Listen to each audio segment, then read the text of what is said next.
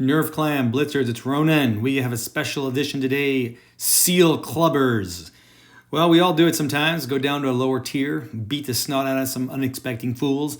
It's a lot of fun, and also can be quite useful if you're trying to beat missions, you have a mastery class mission, or you're just trying to have fun. A lot of creep up of bad players up into the high tier. Sometimes it's fun to go down there, give them hell. I have written out a Seal Clubbers code, which has 5 requirements. The first being that you must use awesome camo and bats, just like you see here with this M5 Stuart, which I will be overlaying today. Look at those bats, look at the 9 lives camo. A couple other things, you must exceed, a true Seal Clubber and a tune mate should exceed the total enemy damage. Unfortunately, in my replay, I did not do that. I think tuning is a must as a third item. Never Seal Club alone. The last couple of things are simple. Be respectful. It's, when you see a club, don't be toxic. That's not cool. And then finally, you can help out some new players. In my platoon example here, I actually brought along a guy.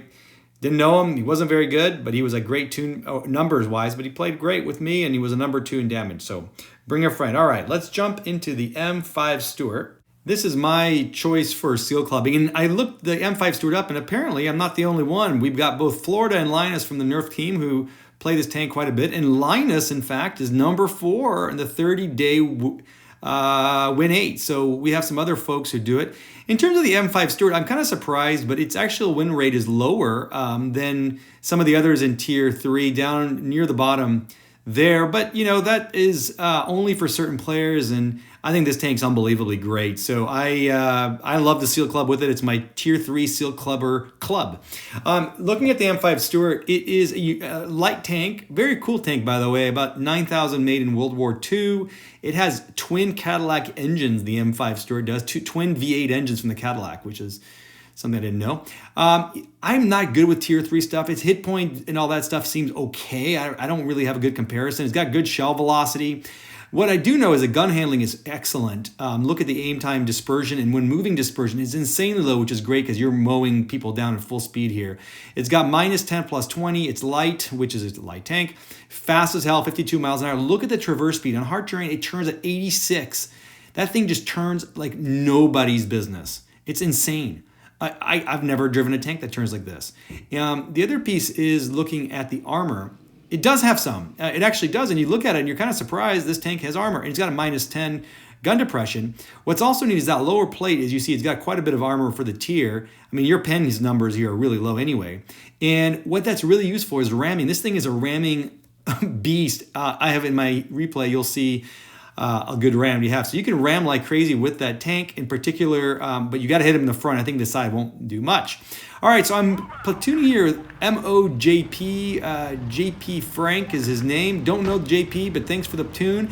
And he was with me for the ride. This is actually was a close game at the end. I think it was a Klomanov at the end. And we're in this lovely map in Mirage. And one of the toughest things with seal clubbing, when you go down to Tier 3, you're only really got like 3 maps. You have Mines, you have Mirage, and a couple of others. So you got to get used to the maps. But, it does help you with getting to know maps really well and some spots. So I like when Mirage, I either go to the right here if I have a light tank, or I go heavy on the left side. I think Lek actually had some reviews with heavies where he goes to his favorite rock. But with a light tank, it's good to have some places to hide and lots of cover. And you can see here I got a couple of sneaky shots here underneath the track on that 14 TP. No idea what tank that is. I need to get my knowledge of Tier 3 for 2 tanks up a little bit higher. I don't know these that well, but I do know a PZ3 is a very good tank. There it is. My teammate here was using a PZ3 as well. So PZ3s also have comparably good alpha. I think the alpha is near 100, which for that tier is good alpha. But one of the things you've got to realize when seal clubbing is a lot of the things you learn when going up to higher tiers, Tier 10, etc., go away here. Teamwork is a non-starter. You have no team. You should assume you have no team.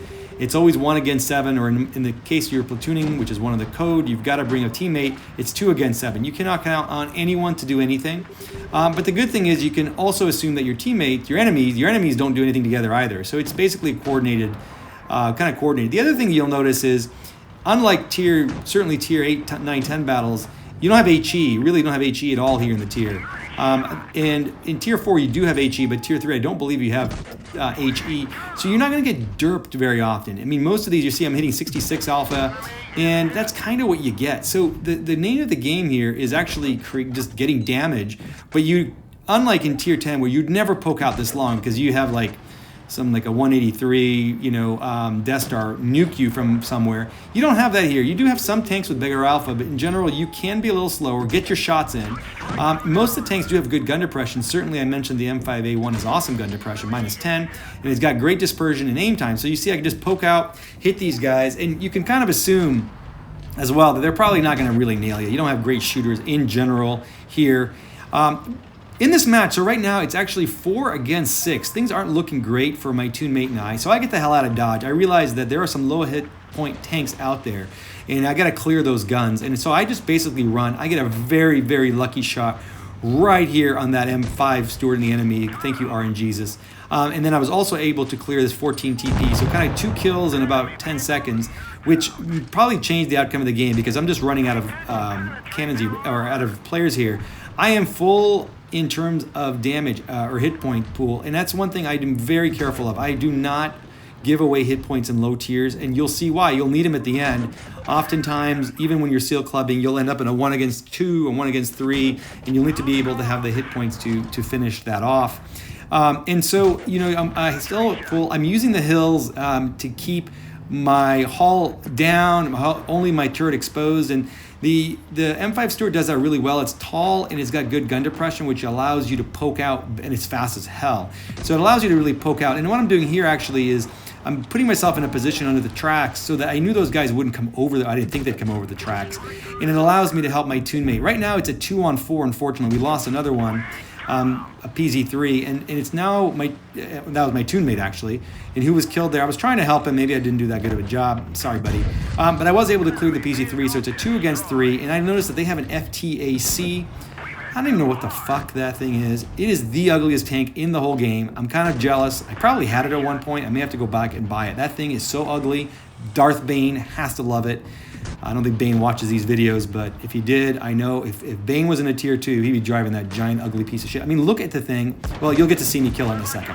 All right, so it's 2 against 3 now. I obviously, again, I don't count my teammates. I can almost completely assume that they will die doing something stupid, and the guy does.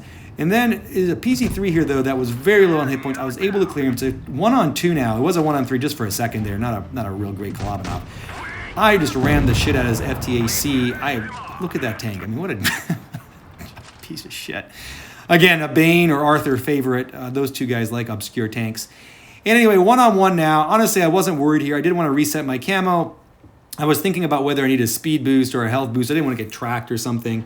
And you only get to have the multi-pack here. You don't get to have tracks and multi. So I just want to be careful. I'd give some time. But then I realized, what am I doing here? I got this guy in a 14 TP. I wasn't too concerned. But you're in a 1-on-1. You don't want to blow it. So I took it carefully, pounded him a couple of times.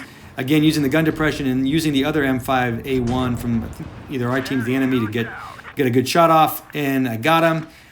This ended up being the number 5 top damage M5 Stuart game. 1003 base XP mastery. And this was actually my first mastery. Not an easy tank to master. That was, by the way, the enemy guy driving that FTAC. I don't know why the hell somebody would go, and I think that thing is a blue tank, whatever, one that you can sell for gold. And that means he kept it. The guy has like 48,000 games. He's running around with that stupid thing. Very interesting. Anyway, big thanks to JP Frank. Appreciate the tune. And everybody, if you want more shenanigans like this, subscribe to the channel.